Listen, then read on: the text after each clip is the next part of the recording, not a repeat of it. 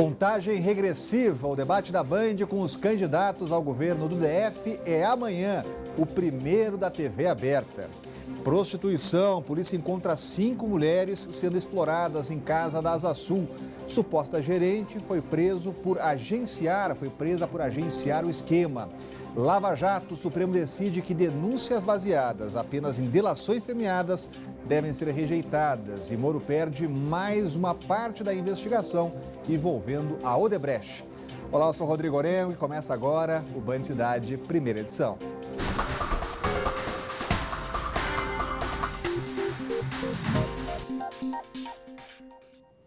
A corrida eleitoral começa aqui, na tela da Band. Amanhã, às 10 da noite, a gente faz o primeiro debate da TV aberta com os governadores, os candidatos ao governo. O clima é de muita expectativa, tanto para a população quanto para os próprios candidatos. Confira uma reportagem especial de Rodrigo Miranda.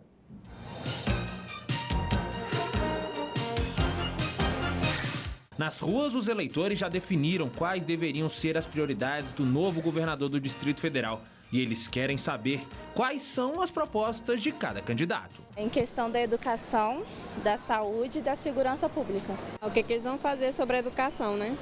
E sobre a saúde também. Os programas sociais, assistência médica, o esporte. E uma ótima oportunidade de ouvir o que os candidatos ao GDF têm a propor para a saúde, educação, segurança será nesta quinta-feira.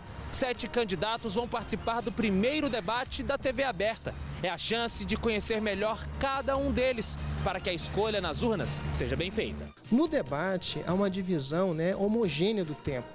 Então ali os candidatos, mesmo os de partidos e coligações pequenas, terão oportunidade de apresentar em igualdade de condições com os seus adversários as suas propostas. Os nomes dos participantes do debate foram definidos de acordo com a representatividade política das coligações no Congresso Nacional. Os últimos detalhes já estão sendo finalizados para que os candidatos sejam recebidos nos estúdios da Band. E quem vai acompanhar de casa não esconde a expectativa para esse primeiro debate. A gente está de olho assim, realmente no que eles estão querendo mostrar e no que os candidatos que são realmente a face do partido estão querendo colocar à frente dessa questão toda da política. E se a expectativa já é grande entre os telespectadores, não é diferente entre os candidatos. Nossa reportagem ouviu os 7 participantes do debate. Rogério Rosso, do PRB, destacou que o momento é importante para falar sobre os graves problemas que vêm dificultando a vida dos brasilienses. O Distrito Federal nunca viveu tamanhos problemas, principalmente na saúde, na segurança, na educação, em outras áreas também. Na geração de emprego, nunca houve um desemprego tão grande no Distrito Federal. Então o momento é importante, o momento é propositivo. Espero que todos os debatedores, os candidatos, possam apresentar suas propostas. Acima de tudo está a população, respeito à população. Para Júlio Miragaia, do PT, o debate é fundamental para que os eleitores definam de forma mais consciente com quem ficará ao comando do Distrito Federal pelos próximos 4 anos. Permite à população discernir entre o joio e o trigo, Porque é comum que todo mundo diga a mesma coisa. Olha, vamos resolver os problemas dessa e tal área. O fundamental é dizer como vai resolver aquele problema. E aí que a população vai ter claro que a proposta daquele candidato para a resolução daquele problema é diferente da proposta do outro. Ela vai ter condições de avaliar e optar pela melhor solução que está sendo apresentada. As candidatas Eliana Pedrosa, do PROS, e Fátima Souza, do PSOL, destacaram que os eleitores estão muito mais críticos e que o debate pode aproximar os dois lados. Debater as propostas, se apresentar, é um passo importante para a democracia, porque você permite que as pessoas possam conhecer melhor e, portanto, fazer melhores opções. Esse é o sentido da democracia, que as pessoas tenham mais opções e que tenham a oportunidade de conhecer e exercer livremente o seu direito de escolha. A população vai sair mais consciente, é o momento onde ela vai conhecer quem são os candidatos, a que vieram, quais são as ideias, quais são as propostas, como que eles se comportam diante dos seus outros candidatos.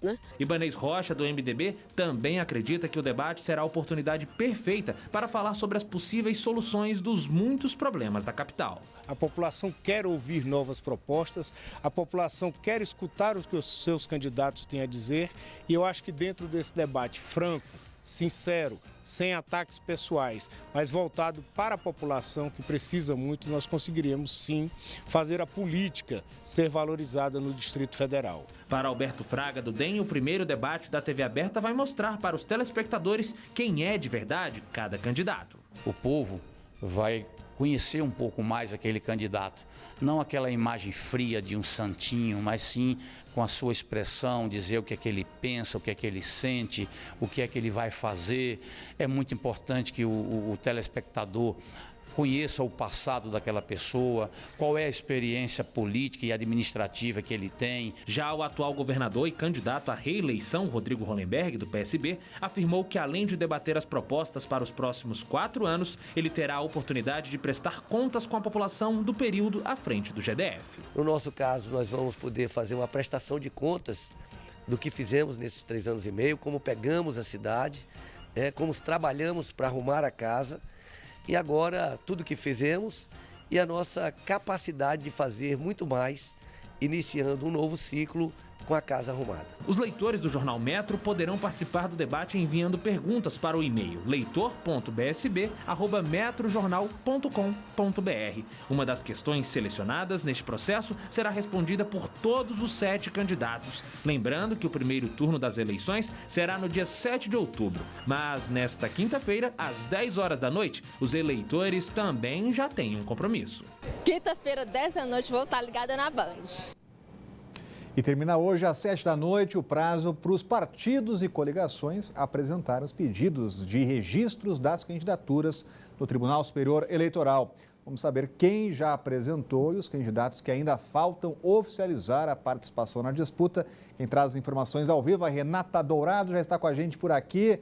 Como é que está a contabilidade aí, Renata? Boa tarde. Olá, Rodrigo. Boa tarde para você, para todos que estão aí nos acompanhando. Está chegando a hora, hein? Como o Rodrigo Miranda falou aí, dia 7 de outubro vai ser o primeiro turno. Se tiver segundo turno, vai ser no dia 28. Nós teremos esse ano 13 candidatos à presidência da República aí para poder escolher. Desses 13, quem já registraram essa candidatura junto ao Tribunal Superior Eleitoral, como você disse, termina logo mais às 7 horas da noite esse prazo. Ciro Gomes, do PDT, Álvaro Dias, do Podemos, Cabo Daciolo, do Patriota, Geraldo Alckmin, do PSDB, Guilherme Boulos, do PSOL, Jair Bolsonaro, do PSL, João Amoedo, do Novo, Vera Lúcia, do PSTU, Marina Silva, da Rede e Henrique Meirelles, do MDB. Ainda faltam fazer esse registro Vicente Goulart, do PPL, José Imael, do DC e o ex-presidente Lula, do PT. O PT já informou que vai fazer esse registro lá no Tribunal Superior Eleitoral logo mais às 4 horas da tarde. Tem vários representantes e movimentos sociais que estão aqui em Brasília, nós inclusive mostramos aí ao longo da semana, eles vão estar também lá, confirmando aí, ou dando uma força a essa candidatura. No entanto, a gente lembra que a candidatura do ex-presidente Lula esbarra na lei da ficha limpa. De acordo com essa lei, o condenado em segunda instância, que é o caso do ex-presidente Lula, foi condenado pelo Tribunal Regional Federal da 4ª Região, não pode se candidatar. Mesmo assim, o PT insiste e vai fazer esse registro hoje. Então, o registro vai ser o ex-presidente Lula encabeçando a chapa como candidato à presidência e Fernando Haddad como vice-candidato à presidência. O TSE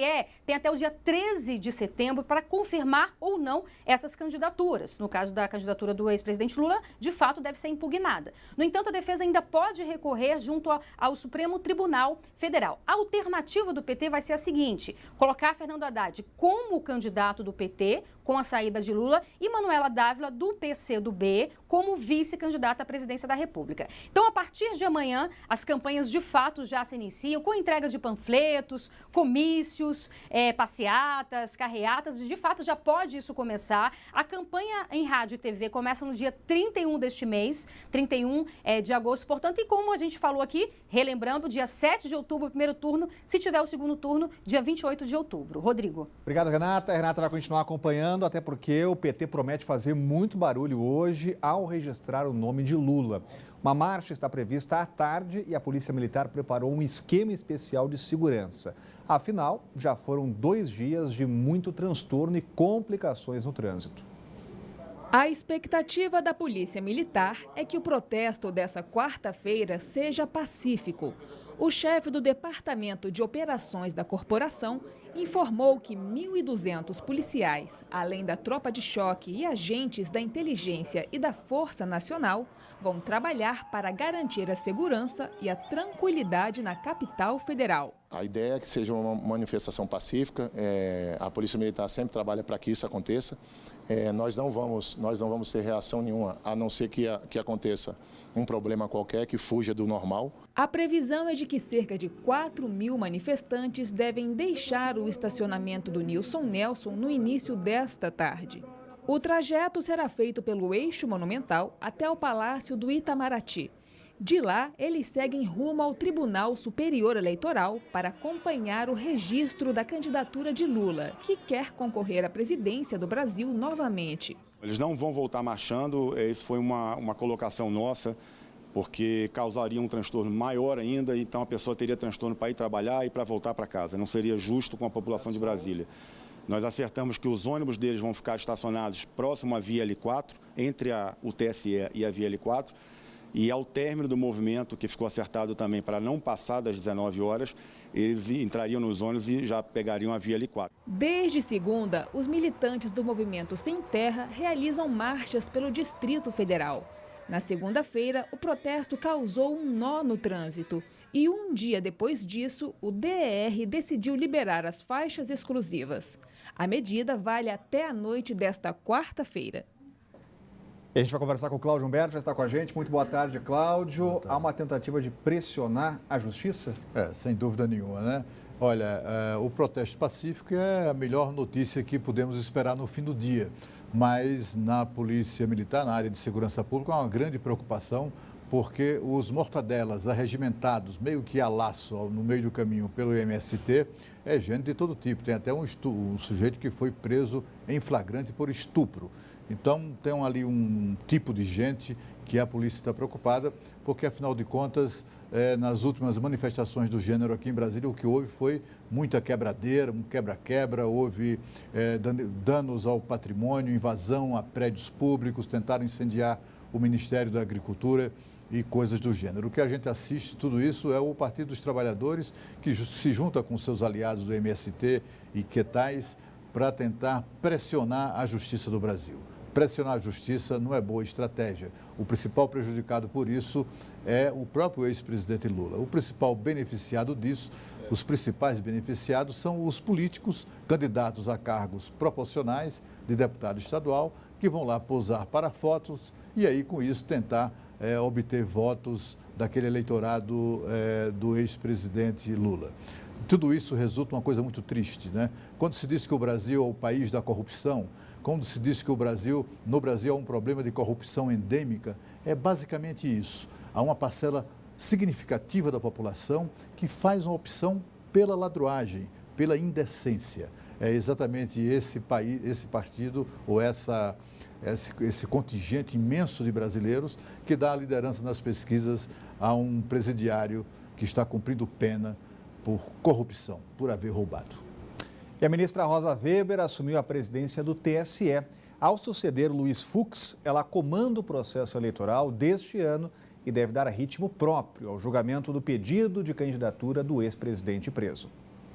De perfil discreto, a nova presidente do TSE prefere manter distância das polêmicas. Gaúcha, Rosa Weber tem longa experiência na Justiça do Trabalho e em 2011 assumiu o cargo de ministra do Supremo Tribunal Federal. À frente do TSE, ela vai ser a primeira mulher no comando de eleições gerais. Entre os temas que terá pela frente está a inelegibilidade de candidatos ficha suja, aqueles que já foram condenados em segunda instância, como o ex-presidente Lula, mas que mesmo assim pretendem se manter na corrida presidencial. O pedido de registro de candidatura de Lula será entregue nesta quarta-feira, o último dia do prazo. A partir daí, o TSE vai autorizar ou não a participação dos candidatos nas eleições. Na cerimônia de posse de Rosa Weber, a Procuradora-Geral da República, Raquel Dodge, disse que o tribunal precisa trabalhar com agilidade.